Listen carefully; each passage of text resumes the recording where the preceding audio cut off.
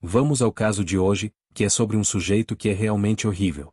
Recentemente, tenho visto muitas notícias sobre esse cara, pois é uma situação relativamente nova. Ele acabou de passar por um julgamento e a sentença está chegando. Muitas pessoas têm comentado sobre ele, porque alguns acham que esse assassino repugnante é atraente. Tem gente dizendo, meu Deus, ele é tão bonito. E eu fico pensando, só porque ele tem o cabelo penteado para trás e algumas tatuagens, as pessoas acham que ele é bonito? Bom, dito isso, hoje, vamos falar sobre Wade Steven Wilson, que também é conhecido como o assassino do Deadpool, porque seu nome é idêntico ao do anti-herói fictício Deadpool, cujo nome verdadeiro também é Wade Wilson. Quais são as chances disso, não é mesmo? Para quem não sabe, o Deadpool é um personagem da Marvel, conhecido por sua natureza caótica e imprevisível, além de uma tendência à violência, mas de forma mais cômica e exagerada, como se fosse uma piada. A mídia provavelmente usou esse apelido por causa do nome e da natureza violenta dos crimes de Wade Steven Wilson. Diferente do Deadpool fictício, as ações de Wade Steven Wilson foram muito reais e devastadoras, resultando em consequências trágicas para suas vítimas. Agora, deixe-me contar sobre a história dele. Tudo começa em 20 de maio de 1994. O pai dele era apenas um adolescente, acho que tinha 14 ou 15 anos, quando descobriu que sua namorada estava grávida de Wade. Sabendo que eram muito jovens, a mãe biológica do Wade enfrentou dificuldades de saúde mental e possivelmente vícios, o que acabou sendo um começo difícil para ele. A trajetória de Wade mudou quando ele foi adotado por Candy e Steve Wilson, um casal muito gentil que frequentava a igreja com a mãe biológica dele. Acredito que foi assim que eles se conheceram. Wade foi adotado, durante a infância, ele parecia ser uma criança normal, gostava de praticar esportes, ia à igreja e se saía bem na escola. Seus pais o lembravam como um bom garoto com um futuro promissor. Mas, o que aconteceu? Quando Wade chegou à adolescência, muitas coisas começaram a mudar. Por volta dos 13 anos, Wade começou a mostrar sinais preocupantes de instabilidade mental. Ele se tornava recluso, paranoico e estava frequentemente de mau humor. Na escola, causava distúrbios nas aulas, era esse tipo de aluno. Sua família notou essas mudanças e ficou preocupada com ele. Com o passar do tempo, o comportamento de Wade ficou cada vez mais alarmante. Ele se afastou dos amigos, começou a ter dificuldades em manter relacionamentos e sua vida social foi diminuindo. Ao longo da adolescência, Wade também começou a se envolver em atividades ilícitas, o que fez com que seus pais adotivos ficassem ainda mais preocupados. Eles tentaram buscar ajuda profissional, mas Wade frequentemente se mostrava resistente, recusando-se a aceitar qualquer tipo de tratamento. Eventualmente, aos 22 anos, Wade se tornou um adulto com um histórico de problemas mentais não tratados, que acabaram contribuindo para sua transformação em um criminoso. Em 2014, ele foi acusado de uma série de assassinatos brutais, que chocaram a comunidade local.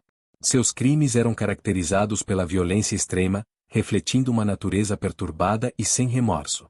A polícia começou a investigar suas ações após vários corpos serem encontrados em locais isolados, e a conexão com Wade logo se tornou evidente. Durante a investigação, os detetives descobriram que Wade tinha um padrão de escolha de vítimas que incluía pessoas que eram consideradas vulneráveis. Essa revelação apenas aumentou a repulsa que as pessoas sentiam em relação a ele. Além disso, o fato de seu nome coincidir com o do personagem Deadpool se tornou um ponto de discussão nas mídias sociais. A ironia de um assassino real ter o mesmo nome de um herói fictício levava muitos a debater sobre a moralidade e a imagem que a cultura pop projeta sobre personagens violentos. O julgamento de Wade foi amplamente coberto pela mídia, e muitos espectadores não conseguiam entender como alguém com um passado relativamente normal poderia ter se transformado em um assassino tão cruel. Durante o processo, surgiram depoimentos de pessoas que conheciam Wade antes de seus crimes, e muitos se mostraram chocados ao perceber que nunca viram sinais de que ele poderia se tornar um criminoso. A desconexão entre a imagem de um bom garoto e suas ações brutais deixou todos perplexos. A defesa de Wade tentou argumentar que seus problemas mentais influenciaram suas ações, mas a promulgação de suas ações violentas não poderia ser ignorada. O júri ouviu relatos emocionantes das famílias das vítimas, que descreveram a dor e a perda que sofreram. Depois de dias de testemunhos, o veredicto finalmente foi anunciado. Wade Steven Wilson foi considerado culpado por vários homicídios, e a sentença estava por vir. Agora, o foco se voltava para o que aconteceria a seguir. As pessoas começaram a se perguntar sobre a possibilidade de Wade ser condenado à prisão perpétua ou, em alguns casos, até mesmo à pena de morte. Enquanto isso, muitos continuavam a se questionar sobre a cultura de glorificação de figuras violentas e a forma como os crimes podem se entrelaçar com a ficção. Para mim, é uma história triste que nos lembra da importância de estar atentos aos sinais de problemas de saúde mental e de apoiar aqueles que estão lutando. O caso de Wade Steven Wilson é uma demonstração clara de como as coisas podem se desdobrar de maneiras inesperadas e devastadoras. Era preocupante o suficiente para que quisessem que ele recebesse cuidados de saúde mental, pois acreditavam que ele realmente precisava disso. Mas Wade, sendo o adolescente que era, simplesmente não queria. Ele não queria ajuda. Então, quando ele tinha cerca de 15 ou 16 anos, a família sentiu que não tinha outra opção a não ser invocar a Baker Act. Esta é uma lei da Flórida, oficialmente conhecida como a Lei de Saúde Mental da Flórida de 1971, que permite serviços de saúde mental de emergência e detenção temporária para indivíduos que não conseguem determinar a necessidade de tratamento devido a problemas mentais. Essa é apenas a minha opinião pessoal, mas deve ter sido preocupante o suficiente para eles buscarem esse tipo de ajuda. Como parte dessa lei, Wade foi mantido por no máximo 72 horas para avaliar seu estado mental. E depois disso eles decidiam se precisavam dar mais tratamento, medicação ou o que fosse necessário. Eles determinam o que está errado durante essas 72 horas. É possível que esses problemas de saúde mental tenham sido agravados pelo uso de drogas. Acredita-se que ele começou a se envolver com substâncias. Além disso, é provável que as mudanças na saúde mental de Wade tenham sido influenciadas por várias concussões que ele sofreu enquanto praticava esportes, e que isso se agravou quando ele começou a usar drogas. Então, realmente não era a combinação certa para ele. Em 2012, após completar 18 anos, Wade decidiu se reconectar com seu pai biológico, Stephen Testa, que morava em Lakeland, na Flórida. Eles se contataram e mantiveram contato intermitente nos anos seguintes, mas parecia que não se tornaram muito próximos. Apesar disso, eles estavam em contato. Ele se reconectou com o pai, agora como adulto, mas isso foi complicado porque, quando ele começou a se meter em problemas, estava sendo preso e acumulando um registro criminal. Durante esse tempo, Wade teve problemas com a lei várias vezes por roubo e até mesmo por agressão. Eu tentei descobrir mais sobre isso, pois achei meio bizarro, mas os pais adotivos de Wade contestaram essas acusações e acabaram levando o caso ao tribunal, onde venceram, o que resultou no arquivamento das acusações contra Wade. Além disso, durante esse tempo, Wade teve uma filha, mas não se sabe muito mais sobre isso. No final de 2018, Wade começou a namorar uma mulher chamada Kelly, no condado de Palm Beach, na Flórida. Dizem que Wade era alto, bonito, carismático e tinha muitas tatuagens. Na época em que começaram a namorar, em 2018, as tatuagens não eram tão visíveis como agora, então ele era atraente e era fácil gostar dele. Kelly o conhecia pelo nome do meio, Steven, e eles pareciam felizes no começo. Nos primeiros meses, tudo estava indo bem, e acabaram se mudando juntos para Lake Worth, na Flórida, e tudo parecia normal. Kelly disse que não havia sinais de alerta, até que Wade foi preso em janeiro de 2019 por roubo qualificado e comércio de bens roubados. Depois de ser liberado da prisão, Wade e Kelly se reuniram, mas as coisas rapidamente começaram a piorar. Wade começou a usar drogas, inicialmente cocaína, embora Kelly não percebesse de imediato que ele estava usando drogas, pois não tinha experiência com substâncias. Ela havia tentado maconha no passado, mas teve uma experiência ruim e nunca mais usou. Eventualmente, enquanto procurava suas coisas, Kelly encontrou evidências de um cachimbo improvisado de crack. Ao encontrar o cachimbo, teve a sensação de que estava relacionado a drogas, mas não tinha certeza. Então, ela tirou uma foto e postou no Reddit, perguntando o que era aquilo. As pessoas responderam que era, de fato, um cachimbo improvisado para crack, o que não era bom. A relação se tornou tensa, com discussões que às vezes se tornavam intensas. Kelly afirmou que nunca se tornou física até um dia em que ela tentou procurar drogas na mochila dele. Wade ficou furioso ao descobrir, durante a briga, ele arrombou a porta e a atacou. Ela, por sua vez, atirou uma mesa nele. Essa foi a primeira vez que as coisas se tornaram físicas entre eles, e a partir daí, tudo começou a piorar. Nesse ponto, Wade começou a roubar de Kelly, chegando a levar sua arma antes de fugir para o Texas, sem avisá-la. Kelly relatou o roubo à polícia, mas não houve ações concretas. Apesar dos problemas, o casal fez as pazes várias vezes. Kelly admitiu que, naquela época, se sentia atraída por Wade e fazia de tudo para mantê-lo por perto. É compreensível que algumas pessoas se sintam assim quando não têm autoestima, pensando que nunca encontrarão alguém atraente, e acabam tolerando comportamentos ruins. Após algumas reflexões, Kelly percebeu que permitir que ele voltasse para sua vida foi um grande erro. Em 18 de fevereiro de 2019, o comportamento de Wade tomou um rumo aterrador. Após uma discussão intensa, Wade sequestrou Kelly, jogando-a no porta-malas de seu próprio carro e dirigindo em direção às Florida Keys, a cerca de 3 horas e meia de distância, com ela ainda no porta-malas. Durante a viagem, ele a agrediu e a abusou sexualmente. Ele a amarrou com suas próprias roupas, colocou leggings na boca dela para silenciá-la. O incidente foi brutal, e em meio à luta para colocá-la no porta-malas, ele quebrou o pé dela ao fechar a porta. Durante a viagem, Wade dirigiu de maneira imprudente pela I-95, supostamente acelerando e zigue-zagueando no tráfego. Em um momento, parou em um drive-thru do McDonald's para pedir comida enquanto Kelly ainda estava no porta-malas. Ele desativou o sistema OnStar do carro, para que ela não pudesse pedir ajuda, e vendeu rapidamente o telefone dela por crack. Quando chegaram às Keys, por volta das 4 da manhã, Wade se encontrou com outra mulher e deixou Kelly ir, dando-lhe as chaves do carro para que pudesse voltar para casa. Ela dirigiu de volta ao condado de Palm Beach e foi direto para o hospital, onde documentaram as lesões nos pulsos, as marcas de mordida, os lábios machucados e realizaram um exame de agressão sexual. Kelly quis denunciar, mas a polícia não levou a sério, e a evidência foi perdida ou ignorada, resultando em nada. Ela guardou fotos das lesões no telefone, mas a polícia não conseguiu localizar as fotos que tiraram no hospital, pois as haviam deletado. O caso acabou sendo arquivado, pois não havia testemunhas e a evidência foi perdida. Depois do incidente, Wade e Kelly terminaram oficialmente, mas Wade continuou a apresentar comportamentos violentos. Ele supostamente namorou outras mulheres, onde também abusou delas.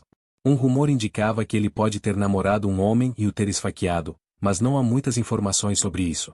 Em outubro de 2019, Wade começou a namorar uma mulher chamada Melissa Montanas. No dia 6 de outubro, eles decidiram ir a uma boate chamada Buddha Life, em Fort Myers, onde Wade conheceu um homem chamado Jason Shepard. Os dois se deram bem, mas Melissa se recusou a ir com Wade para a casa de Jason, o que irritou Wade. Ele acabou levando o carro de Melissa sem a permissão dela. Wade se encontrou com uma mulher chamada Christine Melton e sua amiga, Stephanie Johnson. Ele se apresentou como Júnior para Stephanie, pois não a conhecia.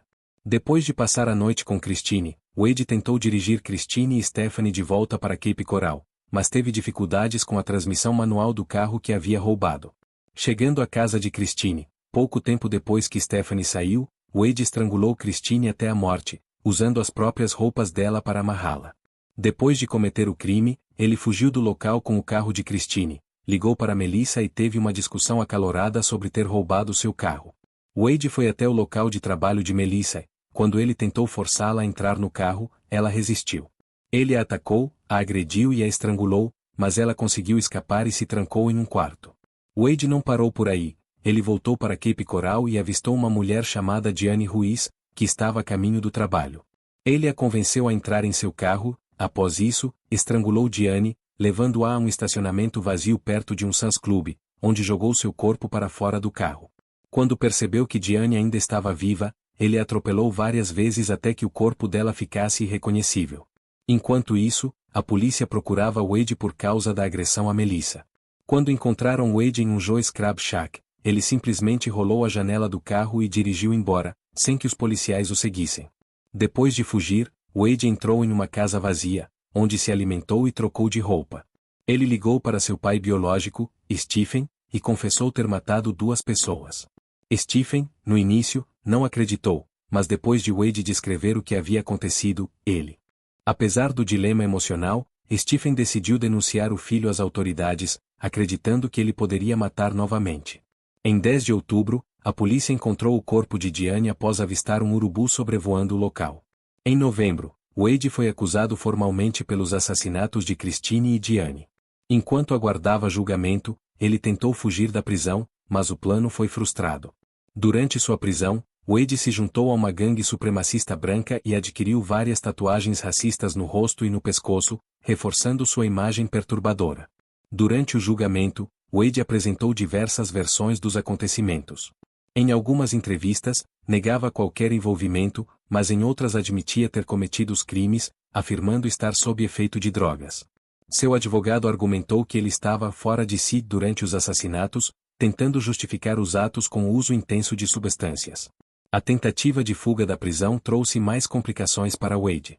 Em setembro de 2020, ele e um colega de cela planejaram escapar durante a madrugada e até tinham um carro pronto para buscá-los.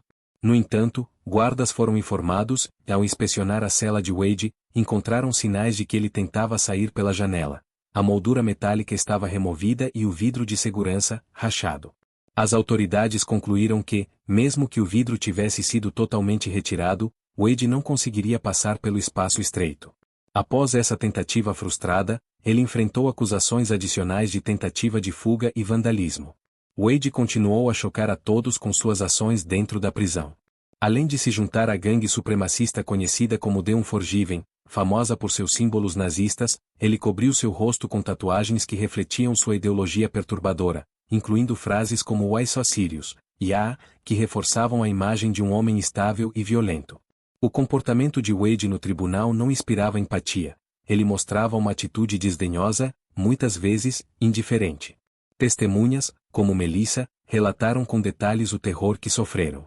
A família de Diane e Christine compareceu em busca de justiça, e a sentença foi aguardada com grande expectativa pela comunidade. O caso de Wade Wilson se tornou um exemplo de como uma vida repleta de escolhas erradas, violência e dependência química pode levar a um caminho trágico e irreversível. Mesmo com as acusações pesando contra ele, Wade parecia incapaz de demonstrar arrependimento, tornando uma figura marcada não apenas pelos crimes, mas pelo retrato de um homem que se perdeu em meio à escuridão de suas próprias ações. Durante o julgamento, a defesa tentou argumentar que Wade não estava em pleno controle de suas faculdades mentais na época dos crimes, alegando que o uso de substâncias o deixou fora de si e incapaz de discernir entre certo e errado. No entanto, o júri não se comoveu com a defesa. A promotoria apresentou provas contundentes, incluindo depoimentos e evidências forenses, que ilustravam a brutalidade dos atos cometidos por Wade. Os detalhes sombrios das mortes de Christine e Diane foram descritos, mostrando o nível de violência e premeditação. Testemunhas importantes, como Melissa, compartilharam o impacto do ataque que sofreram e o terror absoluto de estar cara a cara com alguém que, até então, ela considerava próximo. O relato dela sobre escapar por pouco com vida ajudou a solidificar a imagem de Wade como um homem perigoso e sem remorso. A sentença de Wade foi acompanhada de forte cobertura midiática e atraiu a atenção nacional. Sua tentativa de projetar uma imagem desafiadora, marcada por suas tatuagens e sua afiliação a grupos supremacistas, apenas reforçou a percepção pública de que ele era uma ameaça à sociedade. Wade foi condenado por múltiplas acusações de assassinato em primeiro grau, tentativa de homicídio e outros crimes relacionados, incluindo a tentativa de fuga da prisão. Durante a leitura da sentença, o juiz destacou a gravidade dos crimes e a falta de remorso aparente de Wade. Ele foi sentenciado à prisão perpétua sem possibilidade de liberdade condicional, selando seu destino em uma cela onde passaria o resto de sua vida. Mesmo após a condenação, Wade continuou a causar tumulto na prisão, sendo frequentemente isolado por má conduta e envolvimento em brigas com outros detentos. A comunidade de Cape Coral e Fort Myers finalmente pôde respirar aliviada, sabendo que Wade Wilson não representava mais um perigo. No entanto, as cicatrizes emocionais deixadas pelos atos horríveis que ele cometeu continuariam a assombrar as famílias das vítimas e os sobreviventes por muitos anos.